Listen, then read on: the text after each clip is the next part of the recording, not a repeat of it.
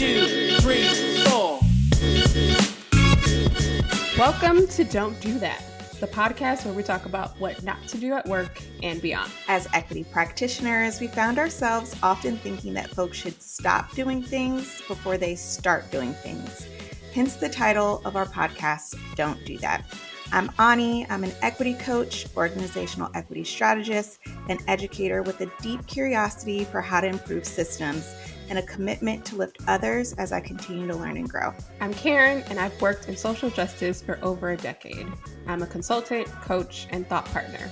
My purpose is to make community matter. I do that by helping leaders create better work environments. Anee and I met as consultants and quickly became friends. Collectively, we have over 25 years of experience navigating equity, inclusion, and justice in the workplace. Don't Do That is a platform to tell stories about making mistakes at work and how to fix them. The views on this podcast are our own. We do not speak on behalf of our organizations or the communities we mention. Welcome, listeners. Today on Don't Do That, we are discussing the language of diversity, equity, and inclusion, and actually how to talk about this work. We are talking about why diversity, equity, and inclusion can make some folks uncomfortable and how we can move past the semantics of it all and move towards action. So, we are excited for today's discussion, Anee. It is timely. We have seen, just to talk about what the landscape around diversity, equity, and inclusion looks like, it is ablaze, honey. We are seeing all the things in the headlines around diversity, equity, and inclusion, or DEI as the acronym. And frankly, I am getting a little whiplash because one day we are seeing the names of companies that are pulling back from this work. And the next day we are seeing the names of companies that are doubling down.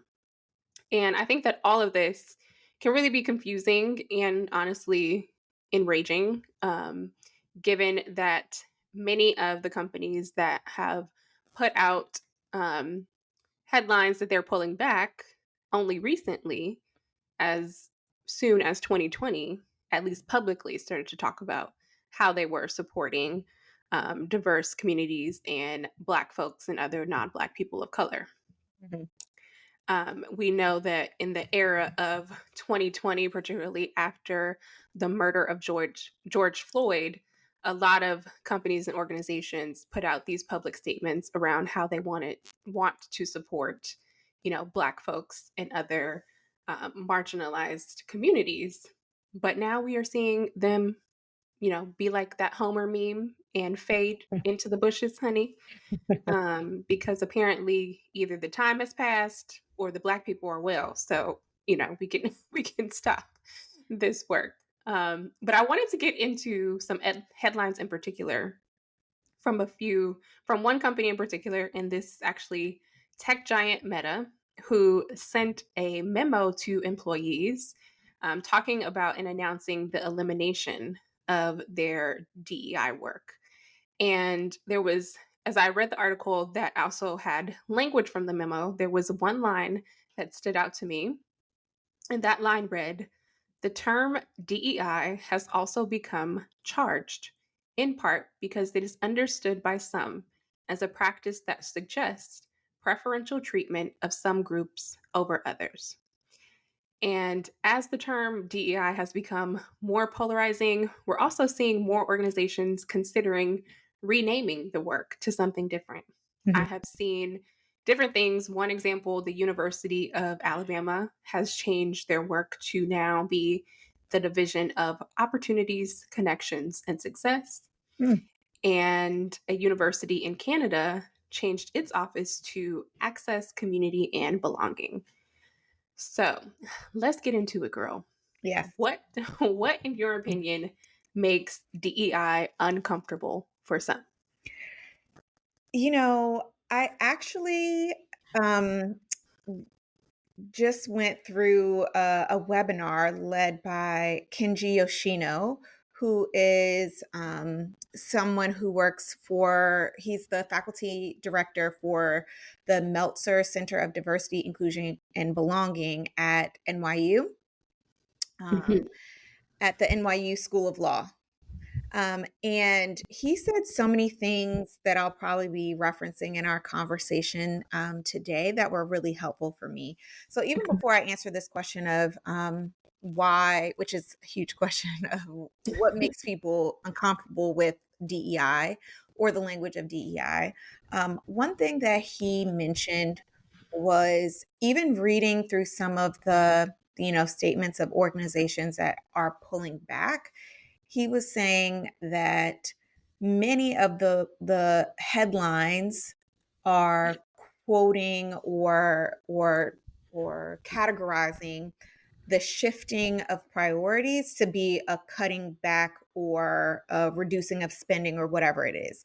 So he was saying that, in fact, if you sort of comb through what they're saying, the sort of thing that seems to be most happening is organizations are, to your point, sort of shifting the name, calling it something different. They're still doing the work, but maybe not calling it DEI.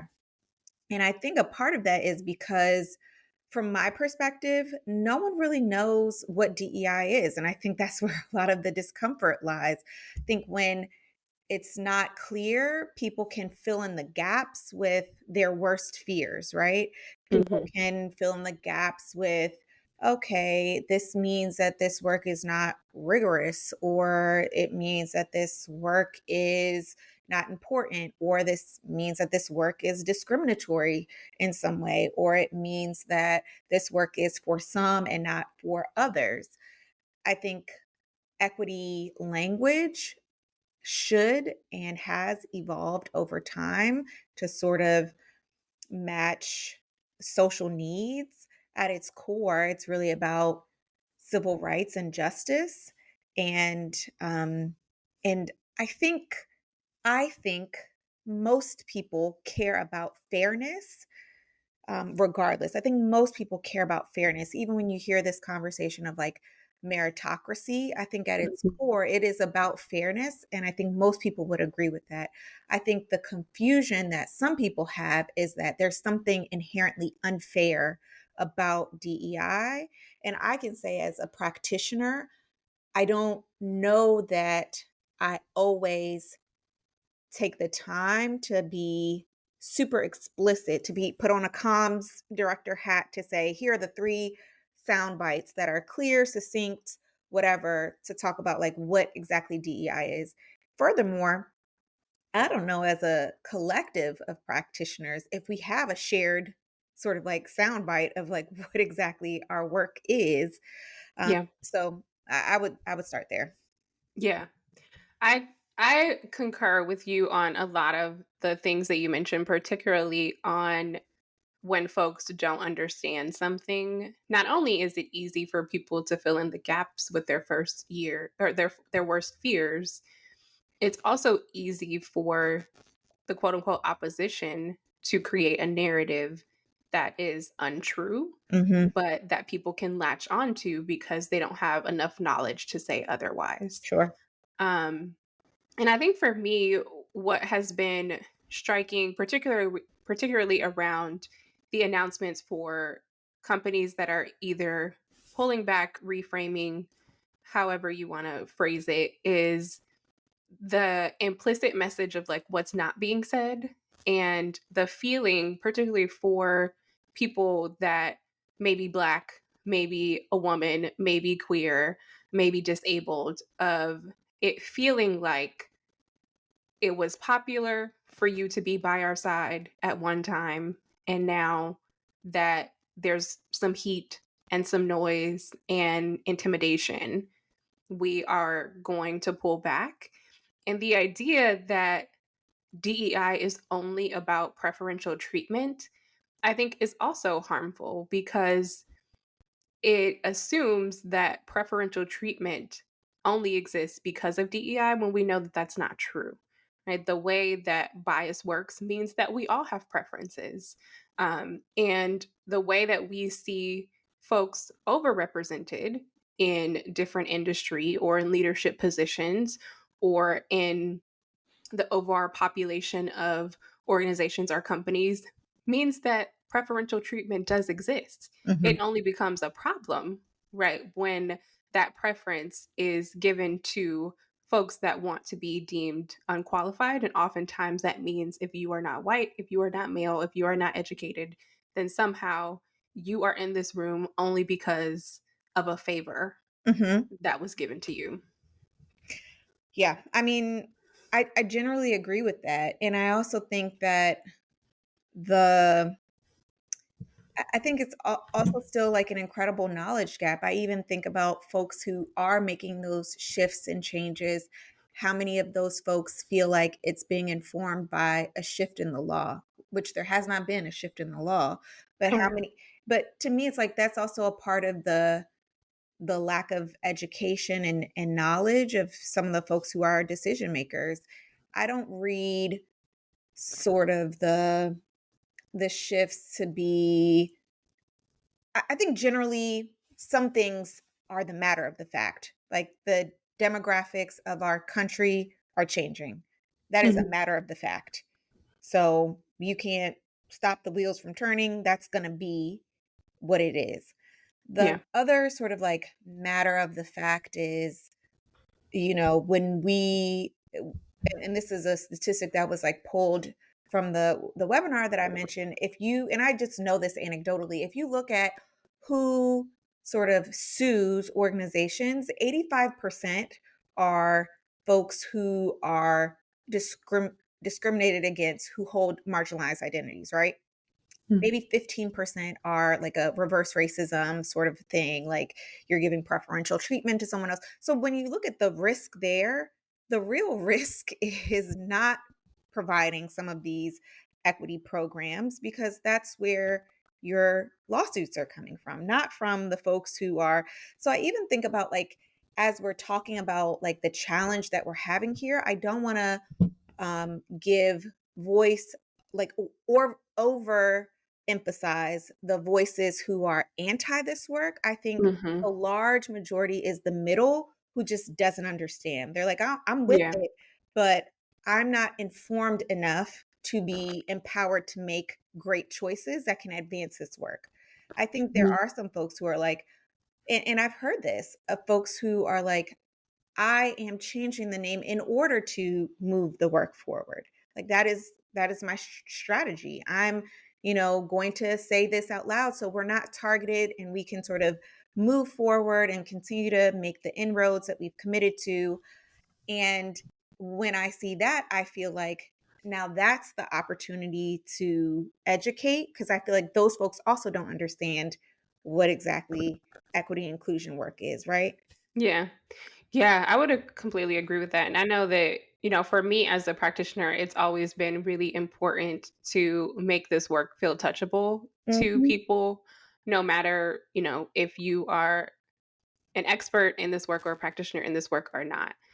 Because for me, making it plain to people is really important in terms of that middle ground that you were talking about, in terms of folks that just don't understand it. And so for me, in my explanation of what diversity, equity, and inclusion is all about, it's like we get to celebrate the things that make us different. And I had a colleague and someone who was a board member, Datavio Samuels, at a company that I worked for. I remember him saying that, sometimes people can serve as a mirror and sometimes people can serve as a window. Mhm. And if you are a mirror, that means that you get to see a part of your experience in another human. If that person serves as a window, then that means that you get insight into an experience that you have not had, right? And so for me, that is what diversity is all about. It's about being able to see those mirrors and those windows. And also, when I think about inclusion, it's like everybody wants to walk into a room and feel like they belong. And I think that that is generally something that most of us can get behind. And when it comes to equity, everybody wants to have the opportunity and the access to achieve what they dream of. And like that, for by and large, I think are things that most people are supportive of. But to your point, because most folks don't actually understand, right, the I think foundations of this work and what how these things are distinct, but also how they work together, then it makes it easy for this anti-DEI space to co-opt, the work that we have been doing and the progress that we've been making. Yeah, yeah. So along those lines, as we think about like, okay, if at the core equity work is about creating like opportunity for all and creating spaces that are welcoming for all, oversimplification, but like generally that's what we're saying. Can organizations really create that space? So, like, can organizations truly sort of debias themselves, get rid of things like preferential treatment? Is that possible? I think it is possible to minimize those things so that you are creating practices that widen the net and give more folks opportunities. Because of the way that our brain works, we'll never be able to completely rid ourselves of our own biases. But can we put in structured processes that help to minimize that, that help to eliminate or check our blind spots? Absolutely. I think that's possible. Yeah, I agree. And again, referencing that webinar, I was like so impressed with all the things that Kenji Yoshino was saying, but he framed the work as sort of having two pieces. One being DEI work that is lifting. So thinking about things like affirmative action that are offering, opportunities for folks who are of particular groups. I think of programs like internship programs that are like targeting particular populations, some of the grant programs that are targeting particular like entrepreneurs, like the Black women entrepreneurs. Those are lifting programs. And then leveling programs would be an example of that would be like the I think the San Francisco Symphony, the like blind Mhm. auditions that they do. So Mhm. creating opportunities that sort of like inherently level the playing field. And even that distinction of talking about what is the intention of this lever that we're pulling on. So if I'm doing a recruiting event, what Mhm. am I trying to lift or level? I think we often, I find often the conversation around equity and inclusion work tends to be more emotional and less technical. And I am, my goal is to move towards using more technical language. I absolutely believe that we can and should continue to try to change hearts and minds, especially in the way of thinking about how different perspectives offer that like window or mirror. And I also want people to understand the technical aspects of how we are truly creating opportunity for all, including those who might feel left out. Um, Mhm.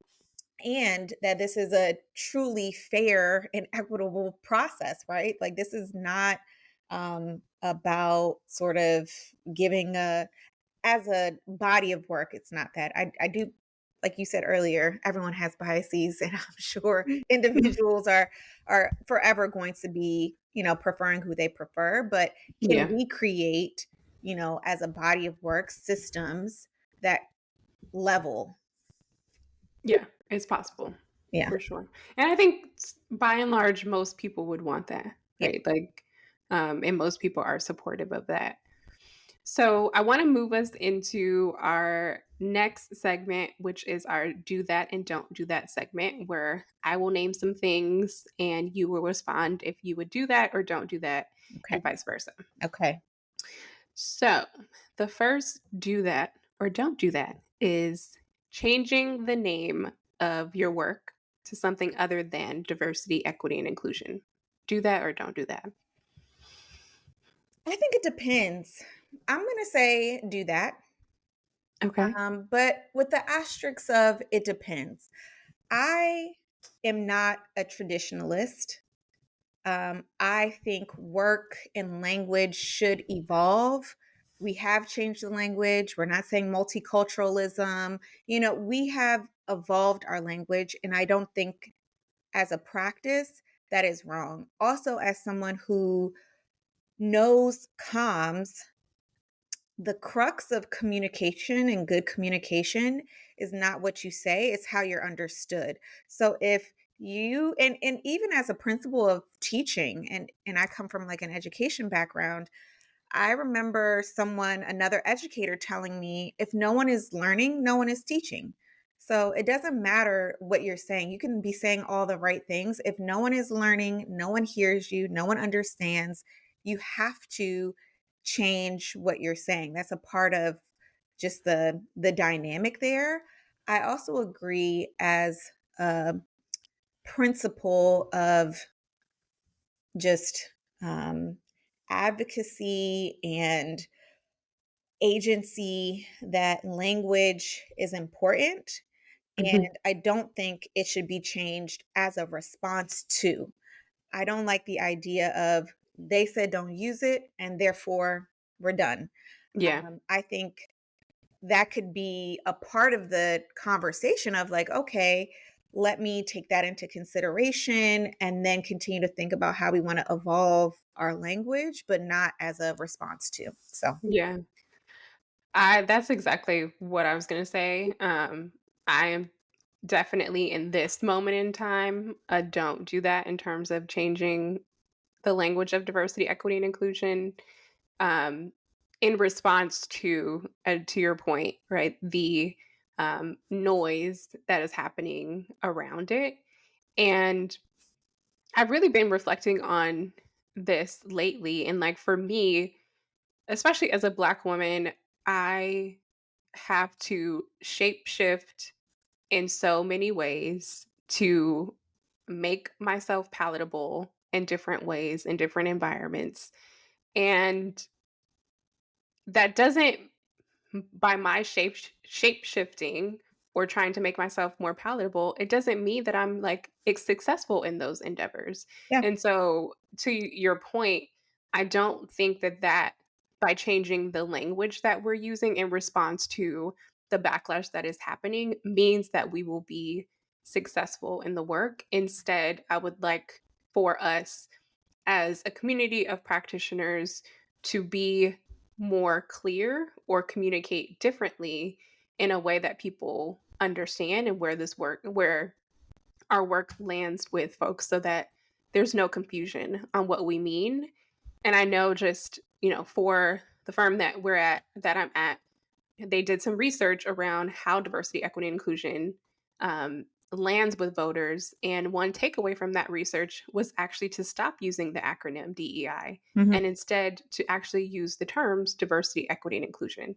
And so that's something that's been sitting with me for some time in this era. Yeah, I think that was a beautiful example of yes, there can be change and like it doesn't have to minimize the work. Even a change from I'm not going to make it an acronym and I'm going to say all three words is a beautiful example of like, okay, people weren't understanding the acronym. Saying the words out loud forces them to think about what we're actually talking about.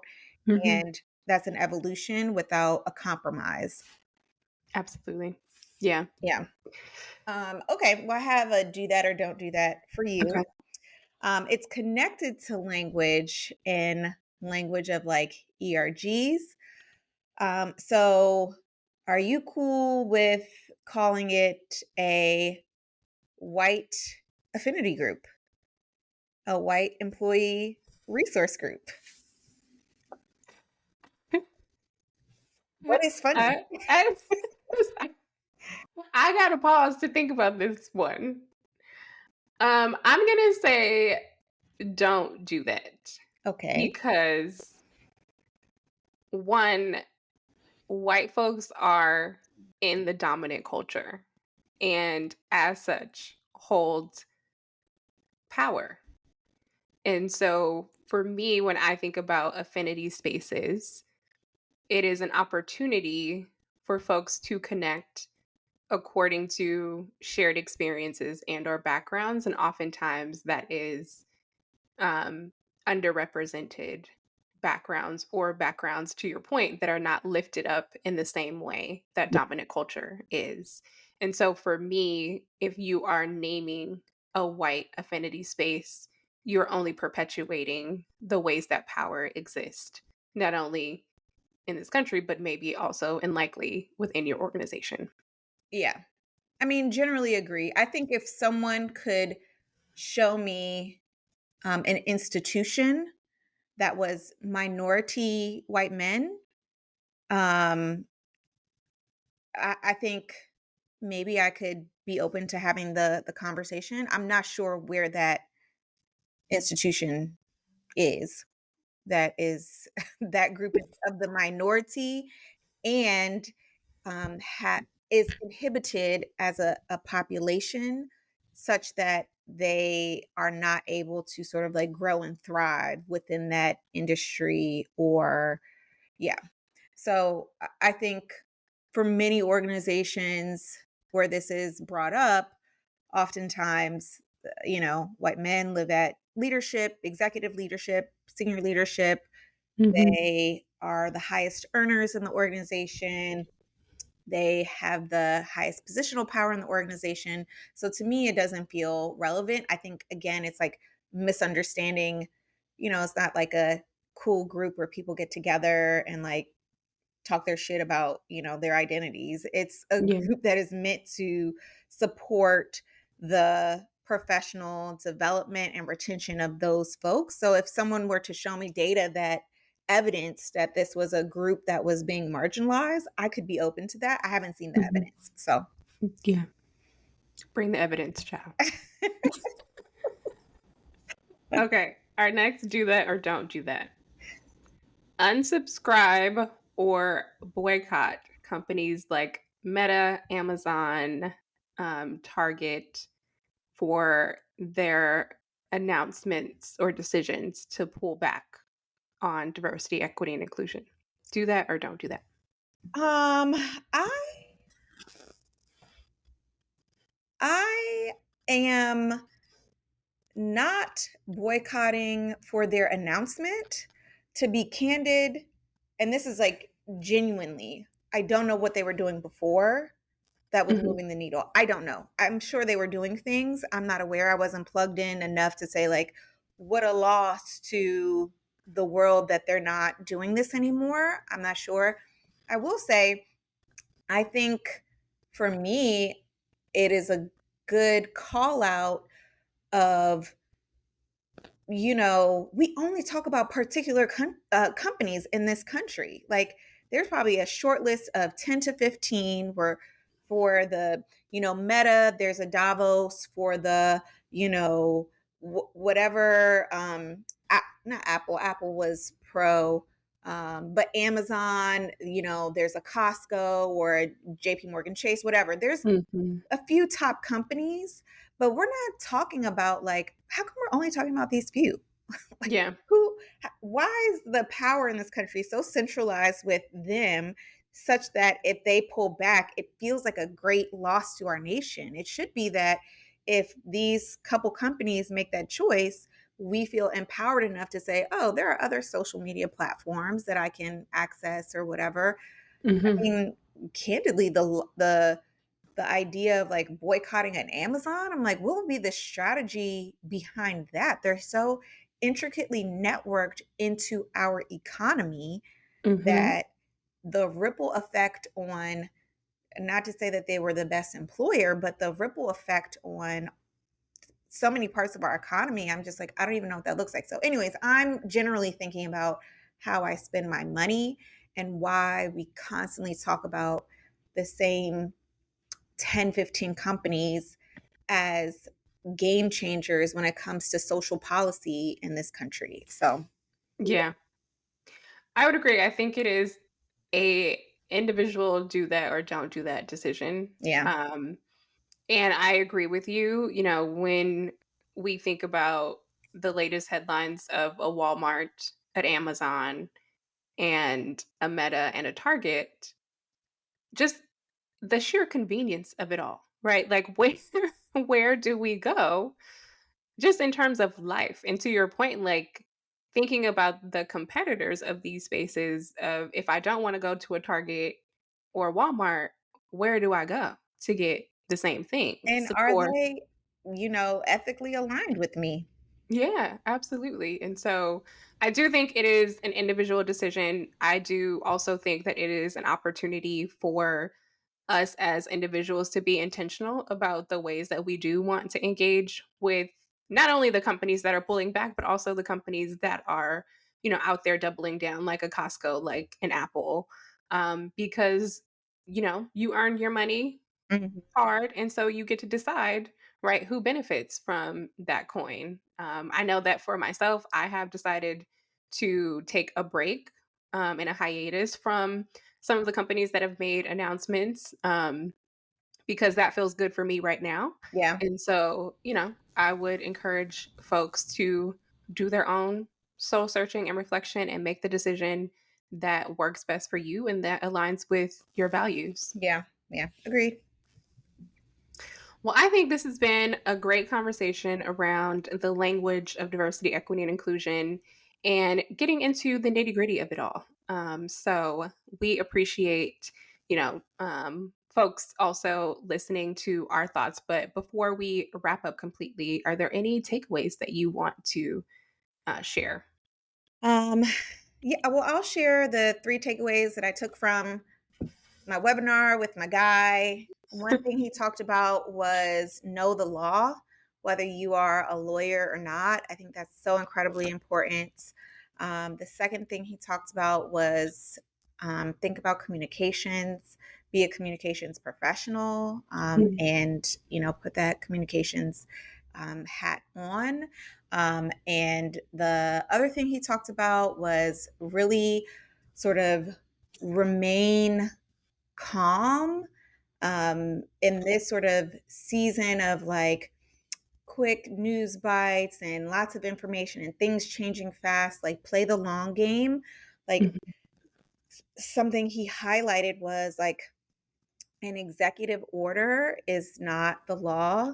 The law is the law. We should all be thinking about like the Supreme Court and how they can actually change the law. And like, let's not get distracted by always having to respond to things in the short term. Let's, remain cool and steadfast to strategy. So I'm thinking about those things.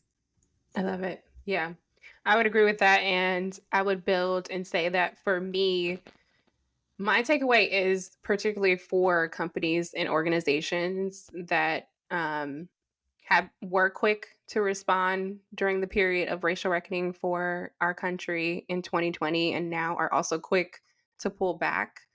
I would just say that if your values as an organization or company genuinely do not compel you to show up for Black people, for women, for disabled folks, for LGBTQ folks, don't do it because we know when you are pretending because it comes swiftly, right? Like when the heat comes, people also back away swiftly. So do not pretend because we can tell and do what your values compel you to do. And if it's not to show up for us, leave us be, okay?